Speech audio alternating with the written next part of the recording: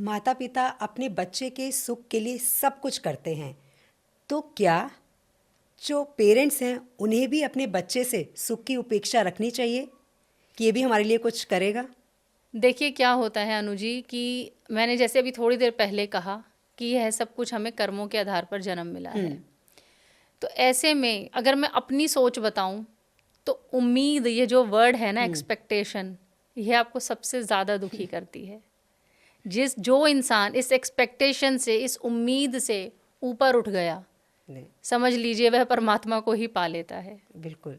आज अगर मैं अपने बच्चों से यह उम्मीद करूं, या कोई भी इंसान अपने बच्चों से ये उम्मीद करे कि मैंने तुम्हारे लिए ये किया, मैंने तुम्हारे लिए वो किया, अब बड़े होके तुम्हें भी मेरी केयर करनी है या तुम्हें भी मेरे साथ अच्छा करना है, मेरा पालन पोषण करना है, मैं कहना चाहूँगी यह बिल्कुल गलत है। ऐसी उम्मीद भी गलत है। आप अपना रोल प्ले कीजिए। जी। आप उनके लिए आप यह समझिए कि आप इस दुनिया में उनके लिए आए, आपने उनके लिए चीज़ें की, बट एक्सपेक्टेशन करना बहुत गलत है, क्योंकि जब एक्सपेक्टेशन हर्ट होती हैं तो इंसान बहुत ज़्यादा दुखी होता है। ऐसे में मैं कहना चाहूँगी कि जब आपके अपने थॉट्स अच्छे होते हैं, वही थॉट्स बच्चों में इनकलकेट होते हैं, और बिना कहे इन फ्यूचर वह भी आपका ध्यान रखते हैं, पर उम्मीद करना गलत है।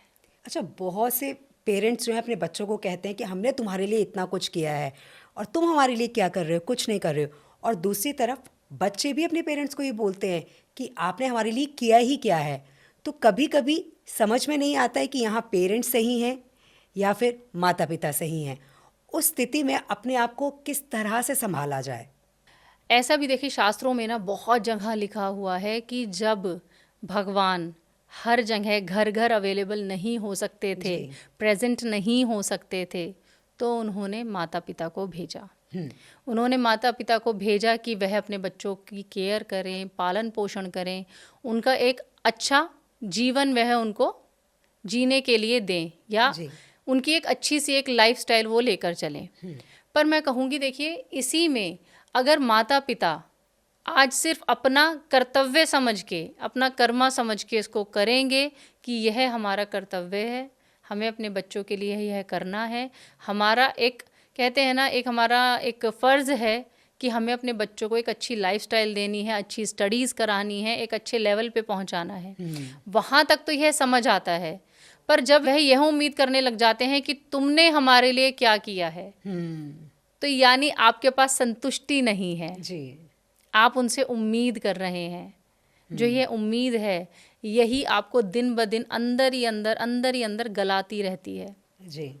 इंसान सिर्फ उम्मीद में कि यह बड़ा होगा, यह मेरे लिए ये करेगा, यह मेरे लिए ये करेगा, पर यहाँ आप कहीं ना कहीं आप पीछे छूट जाते हैं, क्योंकि हमें नहीं पता वह बच्चा क्या बर्थ चार्ट लेकर आया है, जी। क्या उसकी कुंडली में ऐसे योग हैं कि वह अपने माता पिता की सेवा करेगा।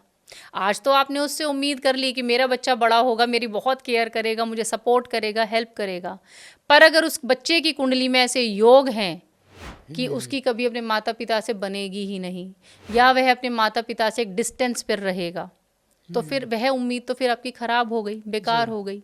तो ऐसे में ज़्यादा बेटर है आत्मसंतुष्टि लाएं। जी।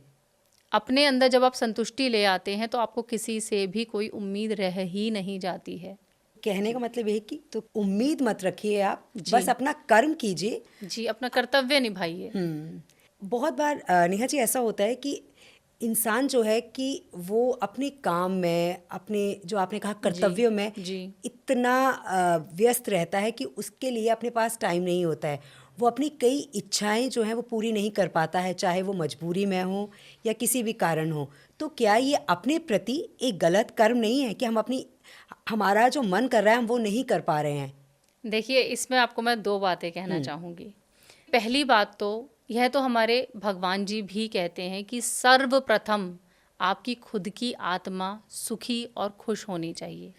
मैं मानती हूँ, बिल्कुल सत्यता है कि सबसे पहले आप 10 लोगों की 10 चीज़ें कर रहे हैं, और अगर आप खुद को ही दुखी कर रहे हैं, आत्मा यानी परमात्मा, आप कहीं ना कहीं अपनी आत्मा से ही अपने परमात्मा से कनेक्ट हैं। जी। अगर आप अपनी आत्मा को दुखी करके आप कुछ कर रहे हैं, तो कहीं ना कहीं आप खुद को हर्ट कर रहे हैं, आपकी चीज़ें लैक होने लगती हैं लाइफ में।